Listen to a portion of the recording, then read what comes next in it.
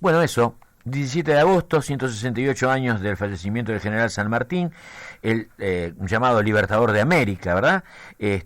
Varios son los relatos históricos que nos cuentan cómo fue la vida de San Martín. Y en esos relatos aparece sistemáticamente la masonería. ¿Qué significa la masonería en la vida y en nuestros orígenes? O todavía hoy. Digo, siempre hay un halo de misterio rodeando a lo que es la masonería. Y para abordar un poquitito estos temas, en nuestros casos por primera vez además, ya estamos comunicados con Debrick Mollies, que es especialista en América Latina y redes masónicas y miembro del Consejo Científico de la Revista de Estudios Históricos de la Masonería Latinoamericana y Caribeña. Buenos días, Debrick. Espero haber dicho correctamente tu nombre. Sí, es correcto. Buen día. Buenos días. Como ves, estamos con una serie de dudas alrededor de esto, y la primera es, ¿qué es la masonería, no? ¿Y cuáles son esos orígenes? Bueno, sí. Los orígenes se remontan al siglo XVIII, siglo de la Ilustración, y la masonería es una de las primeras formas de asociación civil que fue creada durante a inicios del siglo XVIII, y su gran particularidad ha sido haber sido la primera sociedad civil internacional, es decir, diseminada en Europa y en sus colonias, básicamente, para ir rápido. Y había distintas sociedades civiles, digamos, había distintas expresiones de la masonería. Sí, la masonería en realidad es un concepto, existen muchas masonerías, mejor hablar de redes masónicas. En el caso, por ejemplo, de San Martín, es un tipo de red que tiene que ver con la Revolución Francesa, que sale de este crisol un siglo después de la fundación de la masonería. Pero hay muchos tipos, sí. ¿Y San Martín a qué tipo de masonería pertenecía, si es que pertenecía? Bueno, San Martín es de una generación de jóvenes hispanoamericanos que habían pasado la mayor parte de su vida en Europa, y durante las guerras revolucionarias toman contacto con la modernidad exportada en Europa y en el mundo por la Revolución Francesa. Es decir, por un lado el nacionalismo popular, y por otro lado el método de organización política que la Revolución Francesa exportó para ponerlo a disposición de los rebeldes de todas partes, que era la logia masónica o neomasónica. Y estos jóvenes allá en Cádiz, en 1808, fundan una sociedad secreta anticolonialista de corte masónico llamada Los Caballeros Racionales. Y la Lautaro de San Martín es una filial de esta logia. Caballeros Racionales. Sí, así es su nombre. ¿Hay mujeres en la masonería, o por lo menos había en esa época? Sí, había en esa época. La masonería femenina apareció tempranamente en el siglo XVIII en Francia y algo en Holanda. No fue el caso en las Islas Británicas. ¿Y esas mujeres qué características tenían? Digo, supongo que serían mujeres también que no sé, estaban vinculadas a algunos grupos de poder, o de familias ricas, o no sé. Claro, es un poco complejo resumirlo, pero voy a ir esquemáticamente.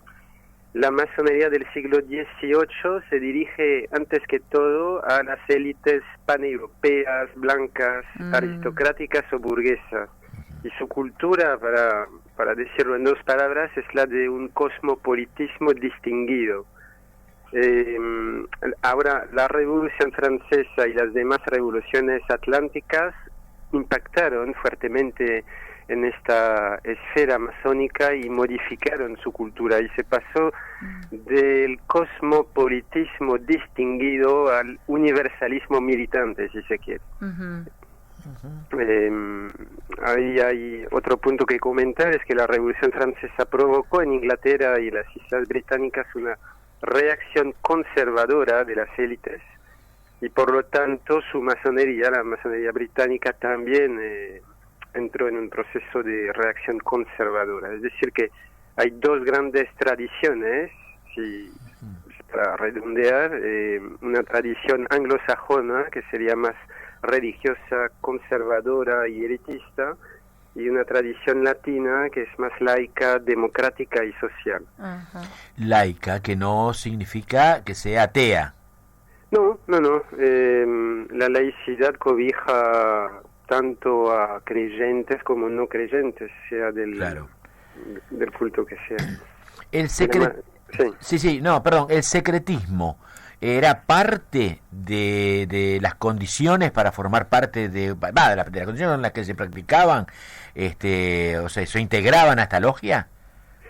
Sí, bueno, ¿estás hablando de las logias Lautaro y todo eso? Claro, ya llegando a estas que por lo que entendí forman parte de ese universalismo militante. Sí, claro.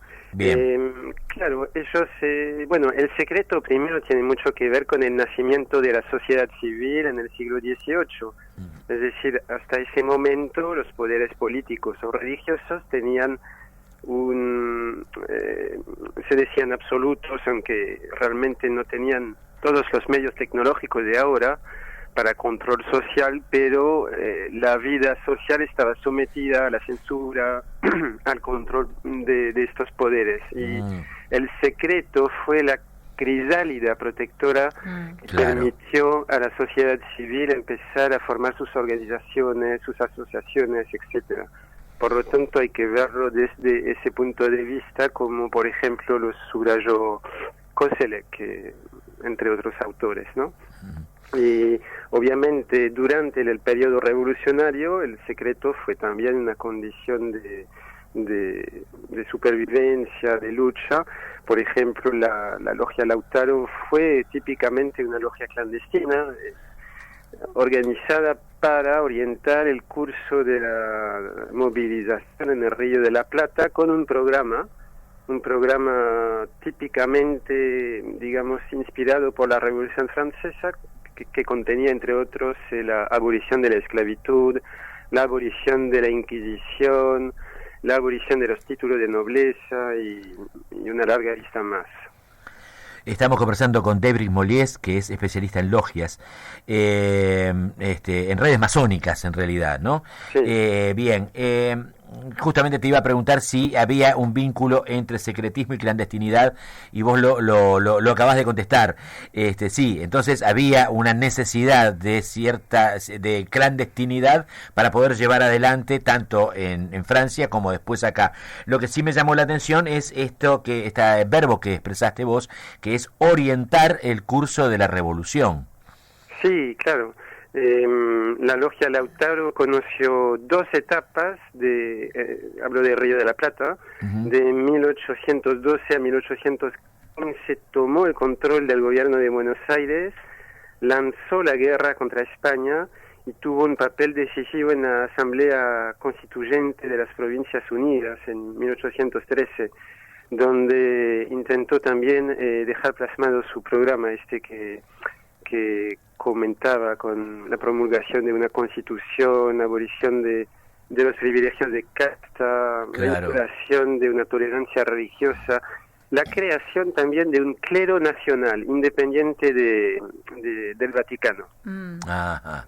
Ahora, eso fue, estamos en América Latina, una sociedad que estaba en sociedades coloniales que estaban muy aisladas de la cultura europea, exceptuando a través de España, de Portugal y de la Iglesia Católica. Entonces, el cambio político llegó de afuera con las guerras revolucionarias.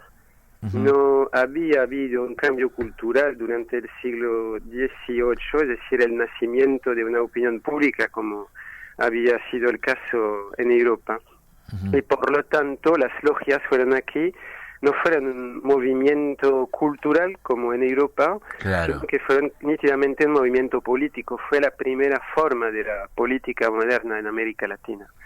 Y bueno, para completar sobre eso, es también interesante ver que en 1815 la logia Lautaro se dividió en dos facciones enemistadas que se enfrentaron de Buenos Aires a Montevideo. Son las famosas logias lautarinas de Alvear y de San Martín, contrapuestas. Y una pregunta que no sé si tienen que ver con Esto que se llama el Lautaro, la logia, ¿tiene que ver con un cacique chileno? Ah, que no era chileno en ese momento, ¿no? Sí, ¿Sí? así se explica ese nombre, sí. Ah, claro, porque digo, si estaban en contra de las castas, de la abolición de la esclavitud, me parecía que podía ser en esa línea, ¿no? Claro, sí, sí. Todavía está fresca la rebelión de Túpac Amaru, por ejemplo, en Claro. 1780. Claro.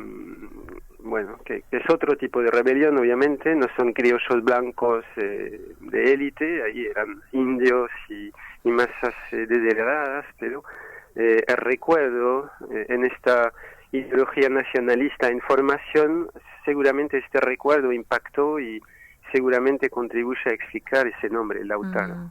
Claro. Claro, bueno, digo, esa costumbre siguió hasta el siglo XX, ¿no? Digo, uno piensa que hay varios movimientos de todo tipo, ¿no? Algunos militares incluso que tomaron el nombre de Túpac Amaru. Sí. Claro, digo, se ve que el acervo quedó allí.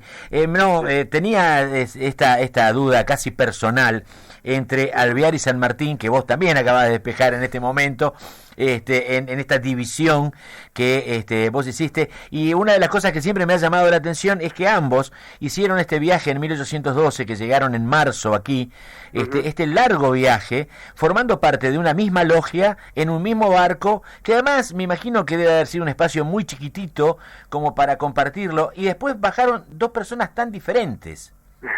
Sí, ¿no? sí, debió ser una travesía difícil por la escasez de espacio, sí. Claro, incómoda por otra parte, porque uno es personalista, el otro tiene una mirada distinta. Bueno, hablo de Alvear, ¿no? Como personalista. Claro. Bueno, actualmente, ¿esto se ha prolongado, se ha proyectado al día de hoy? No, ahí hay que tener mucho cuidado cuando se habla del tema, que primero la historiografía sobre masonería es muy mala tradicionalmente en América Latina. Para situar muy rápidamente, decir que la historiografía académica, sociológica, histórica sobre masonería empezó a profesionalizarse después de la Segunda Guerra Mundial en Francia. Y posteriormente ese movimiento se extendió en España, en Italia, en Inglaterra, en Estados Unidos. Pero aquí en América Latina esta vena solo empezó a fines de los años 2000 a través de esta revista de estudios históricos de la masonería latinoamericana y caribeña. Entonces estamos con la herencia de historiografías militantes o diletantes y sería un error fundarse en estas historiografías para entender el fenómeno. Bueno, eso dicho, es importante ver que esta generación pionera, la primera generación masónica latinoamericana, se extinguió en los años 1825-1830, por lo menos en esta parte, en el Cono Sur, dispersada por las guerras y las dictaduras, ¿no? No dejó, ningún vestigio institucional o ninguna práctica establecida debido al contexto político-militar. Y en realidad la masonería que se conoce hoy, la masonería civil, institucional, reaparece en esta región a partir de, grosso modo, los años 1850, otra vez debido a exilios y a migraciones europeas, en este caso exiliados republicanos y socialistas franceses y después italianos y después españoles, etcétera. Y es muy distinta esta masonería, ya no son círculos político-militares, son asociaciones civiles nada más. Por mi parte, una última pregunta. Dentro de los nombres que hemos barajado en el día de hoy están San Martín y Alvear. ¿Qué otros nombres conocidos de nuestra revolución rioplatense podríamos decir que estuvieron dentro de esta logia Lautaro? Bueno, Zapiola, por ejemplo, que es el que ha dejado un testimonio bastante interesante sobre esta cuestión. Si lo menciono así es porque también se escuchan muchas, leyendas, pero estas logias fueron clandestinas y no tenemos fuentes directas. Claro. Las fuentes tenemos son indirectas y entre estas figuran, por ejemplo, testimonios como el de Sapiola cuando lo entrevistó Mitre a inicios de los años 1860. Después hay varios testimonios más, pero globalmente lo que tenemos es bastante escaso sobre eso. Ahora, interesante también saber que la Logia Lautaro y los jóvenes nacionalistas hispanoamericanos no fueron los únicos en introducir logias en esta parte del mundo en aquel momento.